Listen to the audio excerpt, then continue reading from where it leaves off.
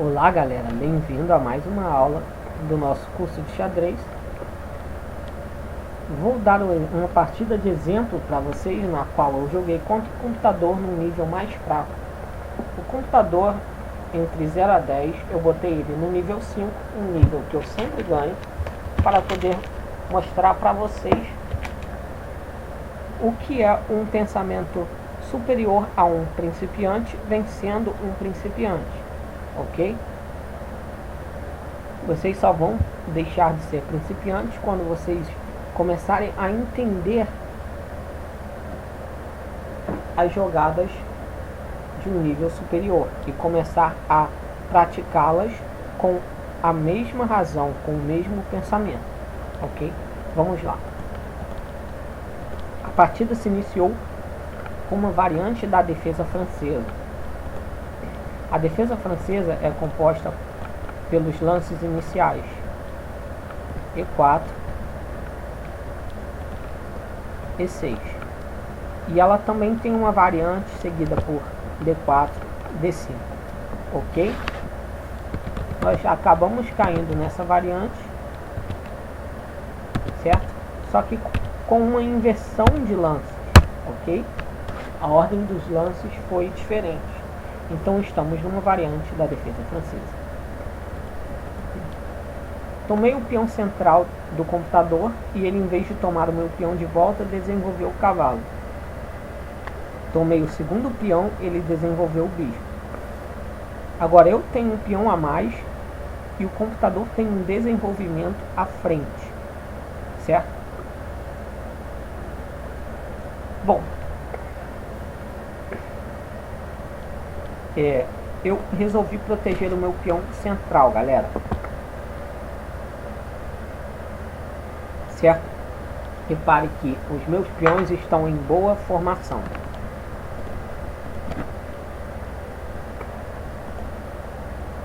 Ele desenvolveu a dama para E7. Esse tipo de desenvolvimento não é bom. O movimento ideal para o bispo preto seria desenvolver-se para a casa D6 e manter sua posição na melhor diagonal do tabuleiro para ele. Correto? Já que os meus peões marcados em verde torna a diagonal marcada em vermelha não muito boa para o bispo preto.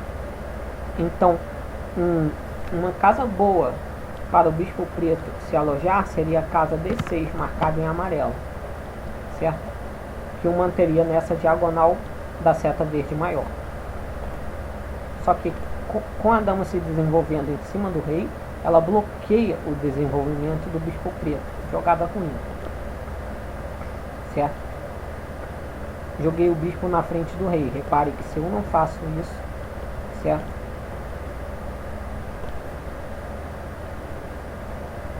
O bispo pode sair eventualmente para um lugar qualquer, certo?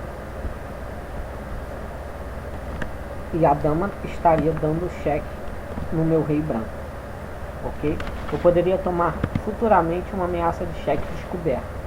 Você pode estar se perguntando, mas por que o bispo não aproveita isso para ganhar o peão? Certo? Já que você teria que fugir do cheque, o bispo preto voltaria e pretas teriam ganhado um peão de graça, porque há uma compensação na tentativa de ganhar esse peão. Agora a minha torre tem uma coluna totalmente ativa para ela, certo? Então, na abertura, gente, nem sempre é muito bom tentar ganhar um peão, certo? Da mesma coluna da torre, o que às vezes deixa a torre numa coluna muito aberta e já é uma desvantagem, tá? Para quem tem que enfrentar a pressão da torre. Mas cada regra tem sua exceção, galera. Bom, vamos adiantar.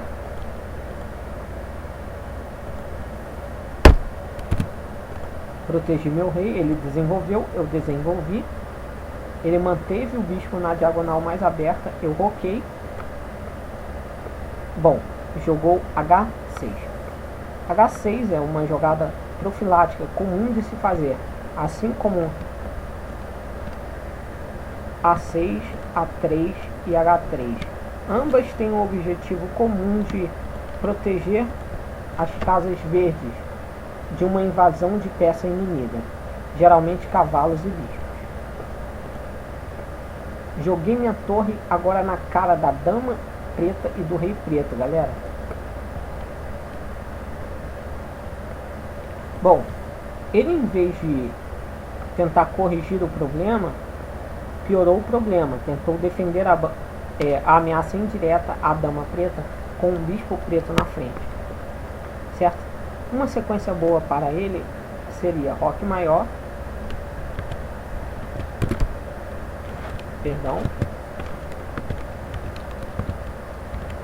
roque maior, certo? Agora ameaço a dama preta com a torre. Ele protege a dama e eu tenho o plano de avançar os peões. Primeiro da coluna C, depois o da coluna D, certo? Já que o bispo preto está cravado, o bispo preto não pode sair. Aliás, não deve sair, porque senão a torre branca toma a dama preta, ok? Eu posso explorar disso e tentar atacar com os peões.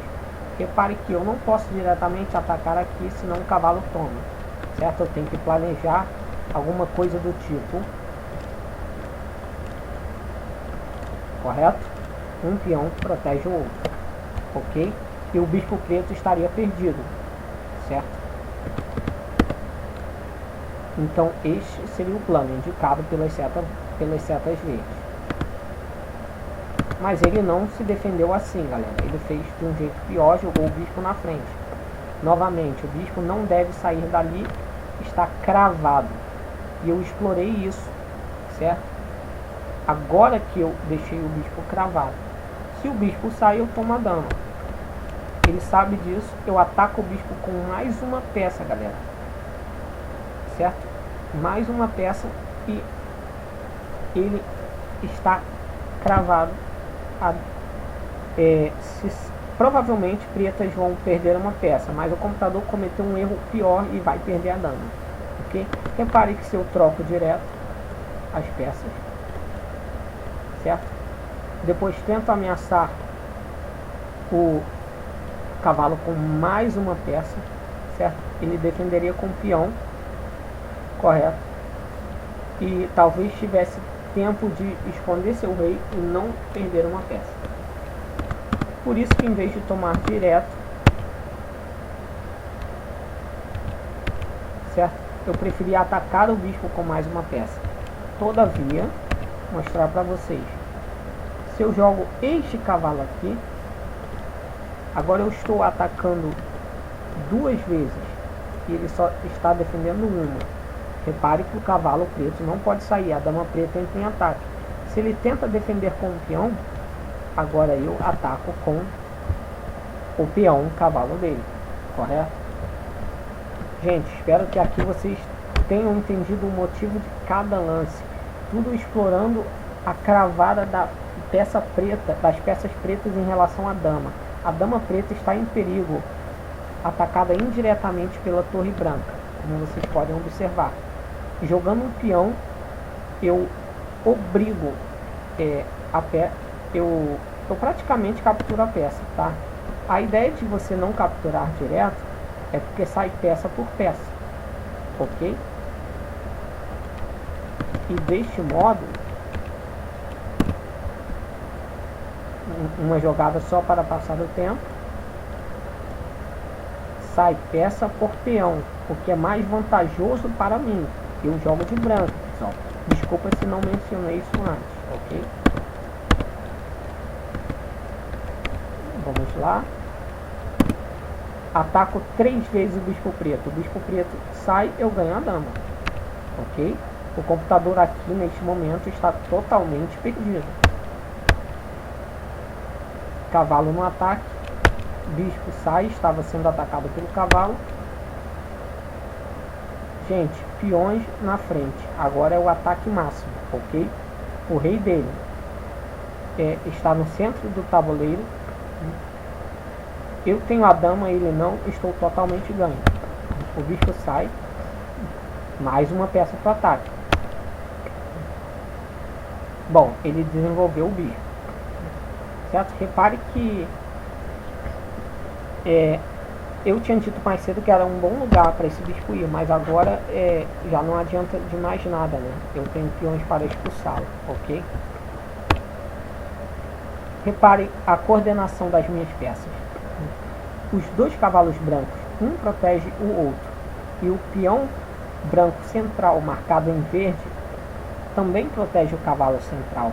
Isso que é boa coordenação. Quando o meu cavalo branco sai, ele abre também uma diagonal para o bispo jogar, certo? O bispo lá embaixo, galera. Ele bloqueia a diagonal. Repare que a minha dama estava cravando o cavalo nessa diagonal, ok? A diagonal A4 e 8, ok? O cavalo preto colado no rei preto não pode sair devido à cravada da dama. Agora ele tenta quebrar essa cravada, certo? Bloqueando essa diagonal com o peão, eu impeço o rei preto de rocar menor. Este é o objetivo dessa jogada. Meu cavalo ataca a casa verde, F8, e não deixa o rei rocar e ficar escondido, certo? É claro que o rei pode tentar uma manobra desse tipo, ok? Certo? Mas o que lhe custaria 2 lances, 3 na verdade, né? Se ele quisesse, por exemplo, trazer a torre preta para o jogo, ele teria que jogar 1 lance, 2 lances e o terceiro lance, ok? Repare que se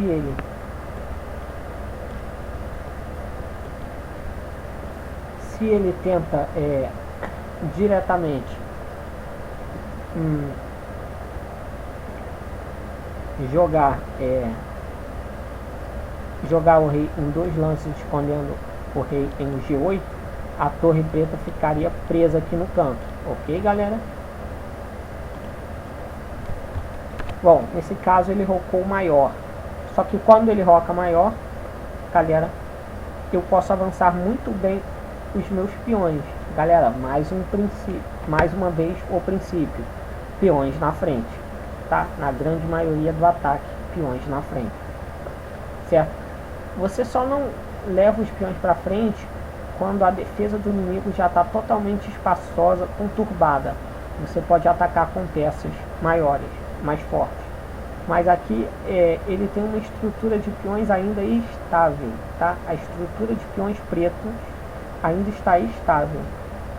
Meu papel aqui, minha estratégia é instabilizar a estrutura de peões pretos que defendem o rei e deixar o rei preto exposto. Para isso eu vou fazer peões lutarem com peões, tá? E galera, uma coisa, como vocês podem observar em vermelho, o cavalo pode tomar a torre, eu não vi isso, tá? Desculpa, gente, mas vamos continuar a partida mesmo assim, ok? Acontece com todo mundo, gente, não vê uma besteira dessa. Eu avancei o peão e ele fugiu com a torre.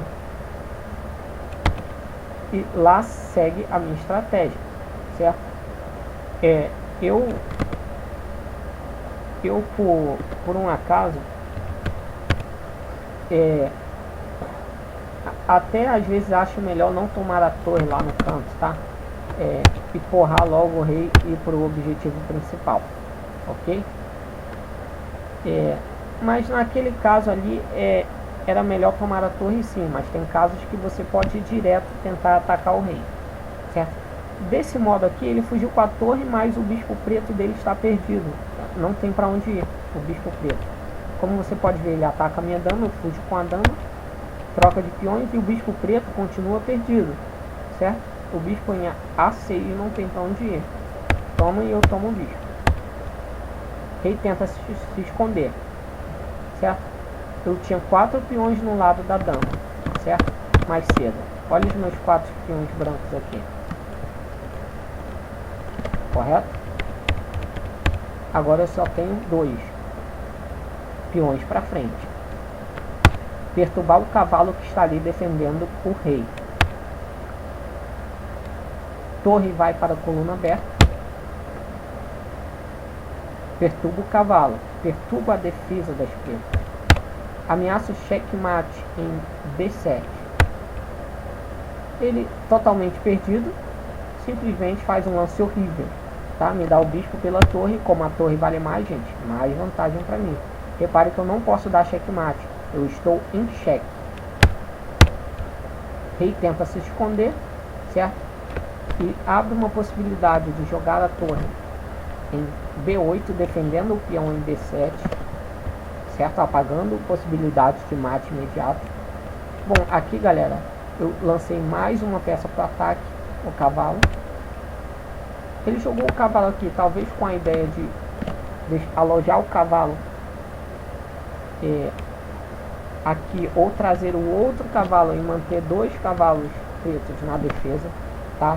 A essa altura, qualquer coisa que ele tente fazer é tarde demais. Eu estou totalmente ganho. Eu escolhi uma variante simples, galera.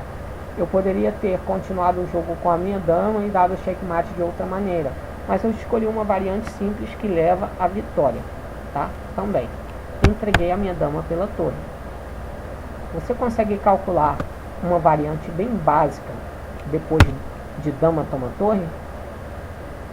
Bom, vou te dar pausa o vídeo que eu vou mostrar a resposta. A variante mais básica que se tem, tá? Ela é composta de 1, 2, 3, 4, 5 lances, tá?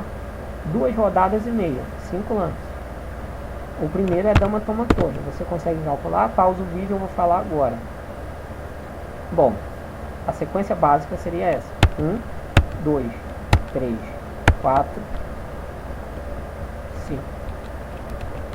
Ok?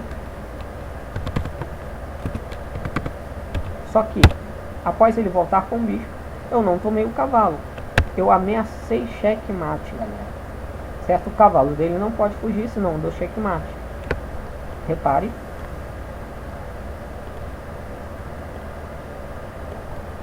Ok para vocês?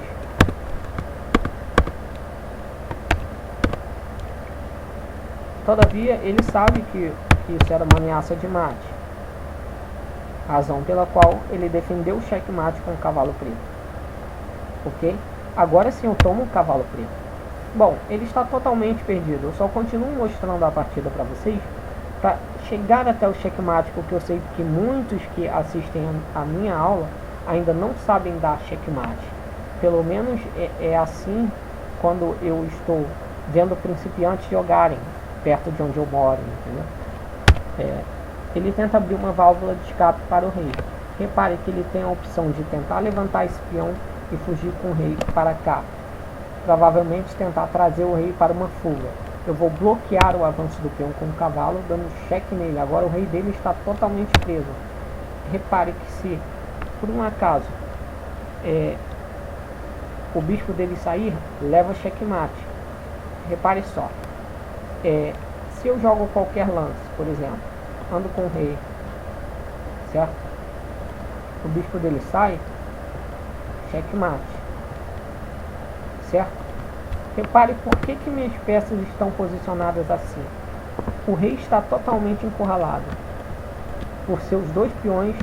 Meu peão branco impede ele de fugir para B6 e a minha torre branca tapa as casas B8 e A8. Ok? O rei está totalmente encurralado. E existe uma casa que 2 peças minhas atacam. A casa marcada em vermelha, A8, que é onde eu planejo, eventualmente, se o computador permitir, jogar a torre ali e dar checkmate, já que a torre estaria auxiliada pelo cavalo branco. Ok? Então o bispo não pode sair, senão checkmate. Ok? Gente, sabendo disso, que o bispo não pode sair, eu tentei executar uma manobra com o meu cavalo branco para atacar o bispo e forçá-lo a sair dali. Ok? Lembrando que eu já estou atacando o bispo. Opa, deu um alerta aqui de um Windows. Perdão, gente, porque meu antivírus venceu. Ok? Galera, vamos supor que pretas joguem em qualquer lance, certo? Por exemplo, o bispo continua não sendo obrigado a sair dali, só que eu teria esta sequência de lances para fazer, galera. Cheque, checkmate, ok? E você não é obrigado a ver esse tipo de coisas, tá? Numa situação como essa, se você acha a posição um pouco complexa para dar checkmate, o que você tenta fazer? Tenta trocar todas as peças, tá? Por exemplo, jogou o cavalo aqui, certo? Toma a peça. Se você não viu o checkmate, troca a peça. A partida vai ficar bem mais simples e você vai chegar com o peão até o final, vai pedir a dama e vai dar o checkmate de uma maneira mais fácil, ok? Então, não sei dar checkmate, mas estou na vantagem. Sai trocando peças até no final você ficar com uma peça e o jogador ficar com nenhum, ok?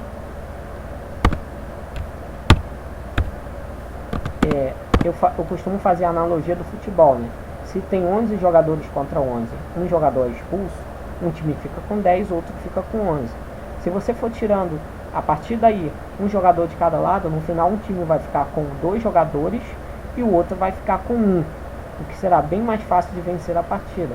Se você tirasse ainda mais um de cada lado, um time ficaria com 1 jogador e o outro ficaria com 0, ok? O que é bem mais fácil, né, gente? Deixa eu voltar para onde estávamos. O computador jogou E5, tá? Ele está totalmente perdido. Eu joguei o cavalo onde eu queria, agora o bicho está sendo atacado, certo? Ele desesperadamente fez uma jogada nada a ver, ok? Eu tomei na verdade eu tomei o cavalo, tá, galera? Mas depois eu vi que o ideal para concluir a partida toma o bicho, certo? Não importa o que pretas fazem e o checkmate que a gente citou antes é executado. Galera, espero que essa partida de exemplo tenha servido para ajudar vocês. Se vocês quiserem que eu comente uma partida de vocês, joguem em um servidor qualquer, tentem baixar o arquivo PGN, que representa a notação da partida. Abra o arquivo no bloco de notas, colhe o conteúdo do arquivo aí no comentário do YouTube, tá? E fala: aí, Elias, essa é a minha partida em PGN, eu quero que você comente para mim. Eu vou fazer uma videoaula do curso só comentando a sua partida para que você possa aprender. Valeu, gente, e até a próxima.